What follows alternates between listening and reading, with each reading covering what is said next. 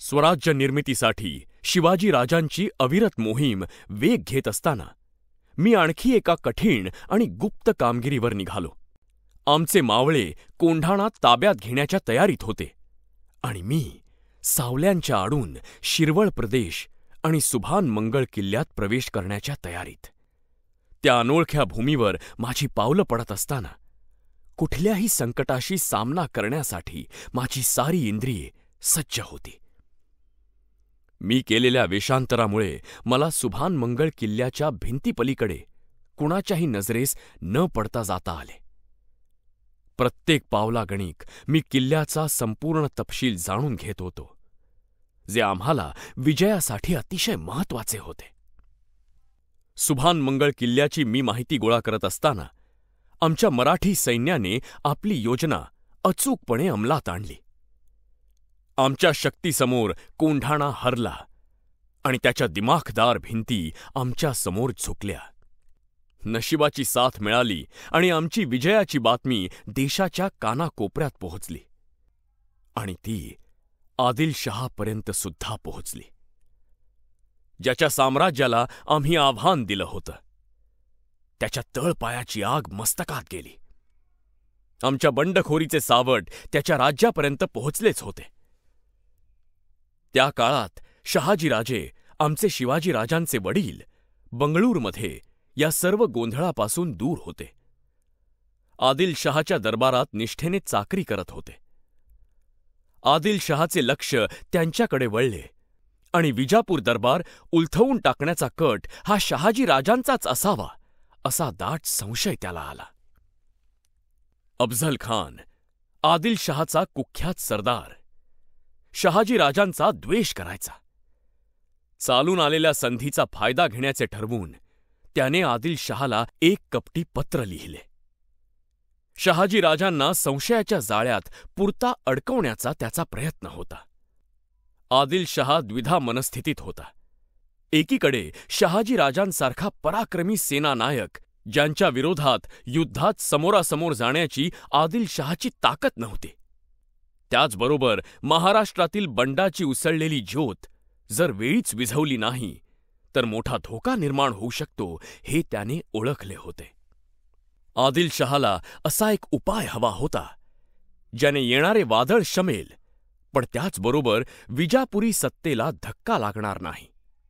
अशातच आदिलशहाचा विश्वासू वजीर मुस्तफा खान याने एक गुप्त मार्ग सुचवला, ज्यात शहाजीराजे सुद्धा पकडले जातील आणि शिवाजीराजांचा निर्धार सुद्धा कमकुवत होईल.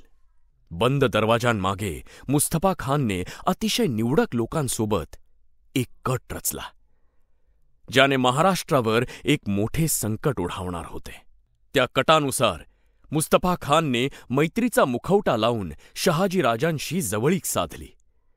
गोड गोड बोलून, अनेक किमती भेटवस्तू आणि उपहार देऊन मुस्तफा खानने शहाजीराजांसोबत खोट्या मैत्रीचा दिखावा केला. शहाजीराजांनी ही मैत्री खरी समजून त्या नात्यावर विश्वास ठेवला. पण 25 जुलै 1648च्या रात्री फसवणुकीचा मुखवटा दूर झाला. शहाजीराजांना समजण्याअगोदरच मुस्तफा खानच्या सैन्याने आक्रमण करून शहाजीराजांना कैद केले. एक पिता आपल्या मुलापासून दूर गेला. शहाजीराजांच्या कैदेची वाईट बातमी राजगडावर पोहोचली. आम्हा सर्वांच्या मनावर एक अनामिक चिंतेचा पगडा बसला.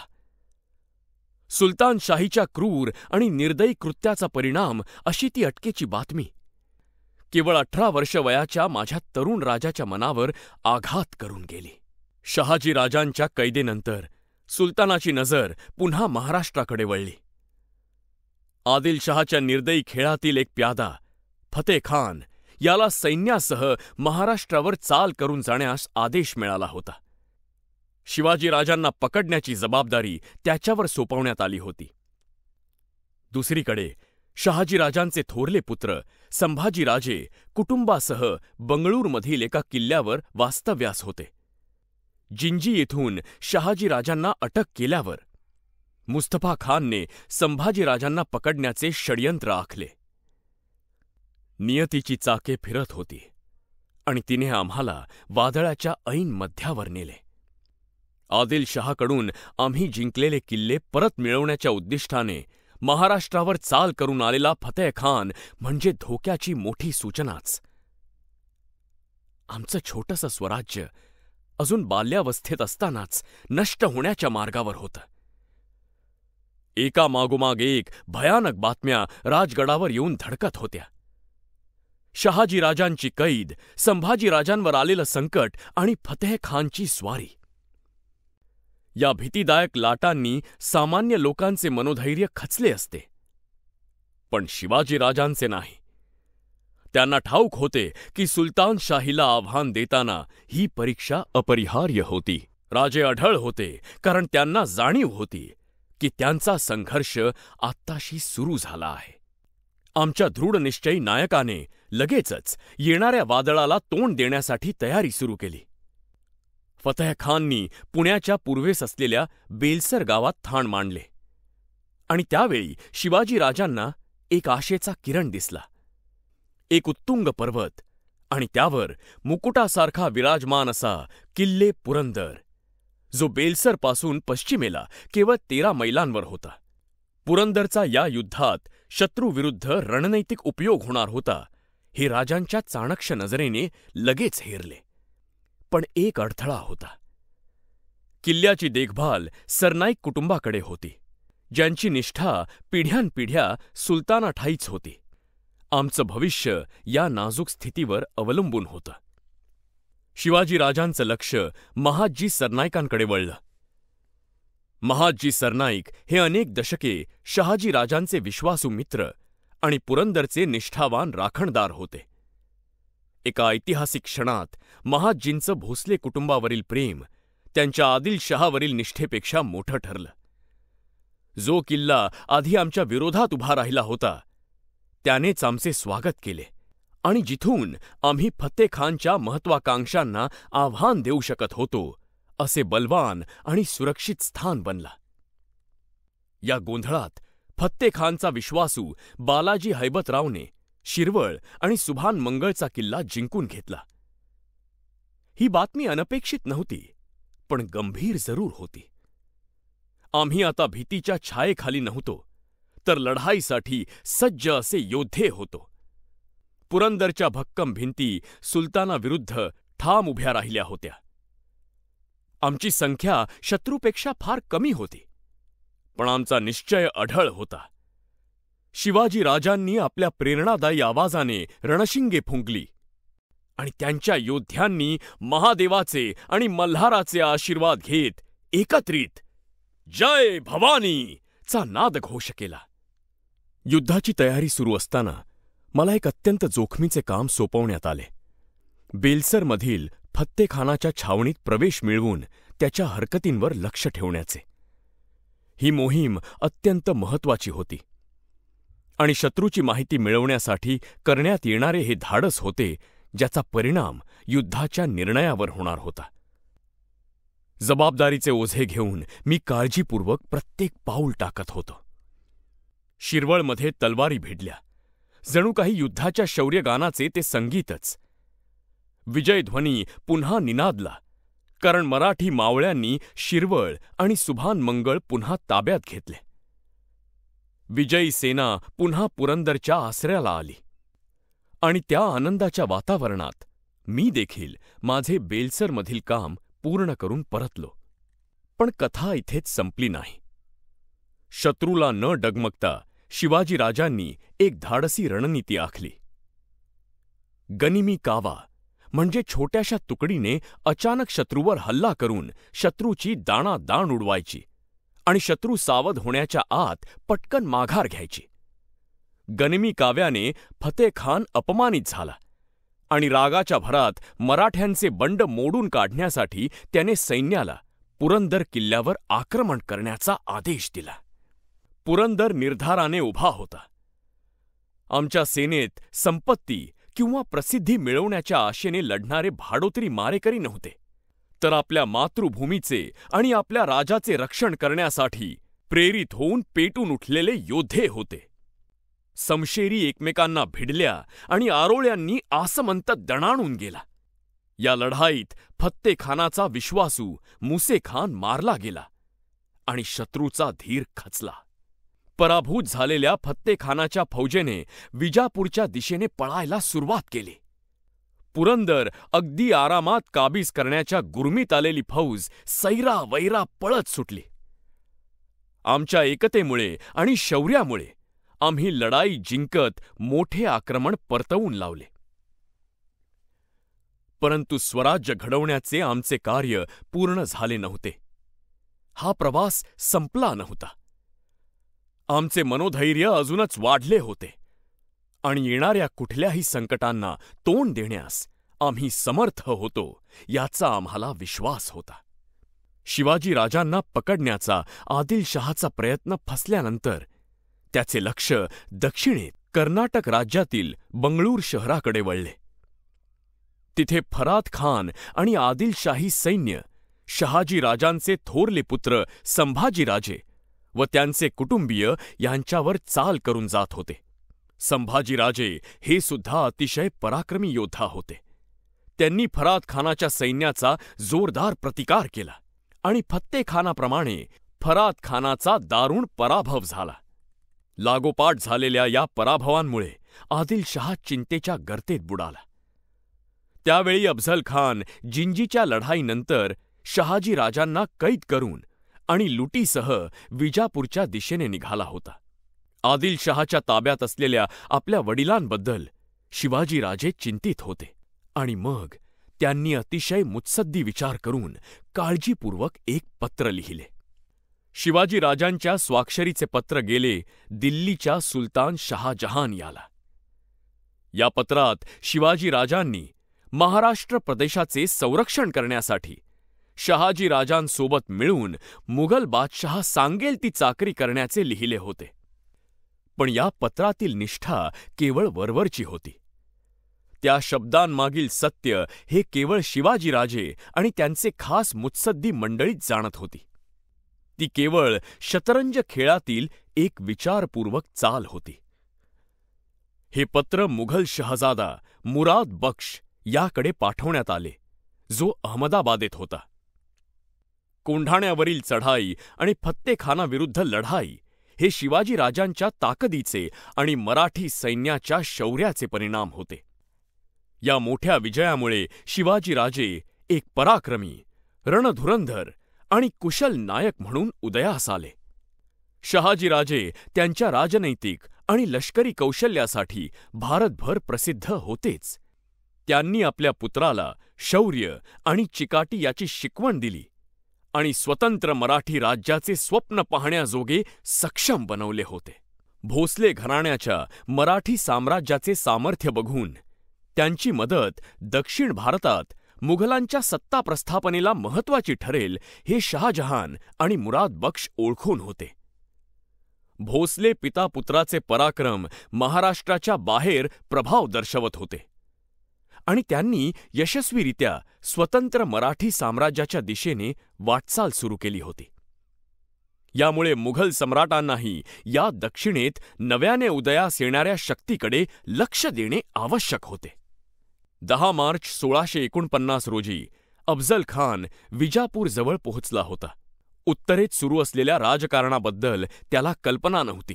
शहाजी राजांना कैद करून अफझल खान 86 हत्तींवर लादलेली लूट घेऊन येत होता आणि शिवाजीराजांनी मुघल सत्तेशी जोडलेल्या संबंधांची बातमी विजापुरात आदिलशहापर्यंत पोहोचली.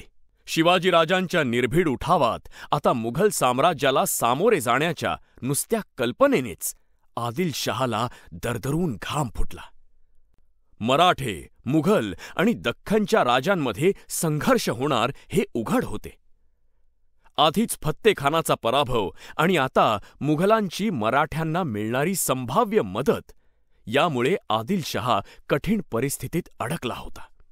सरतेशेवटी 16 मे 1649 रोजी आदिलशहाने शहाजीराजांना सन्मानपूर्वक मुक्त करण्याचा निर्णय घेतला. त्याने शहाजीराजांना आपल्या दरबारात आमंत्रित केले.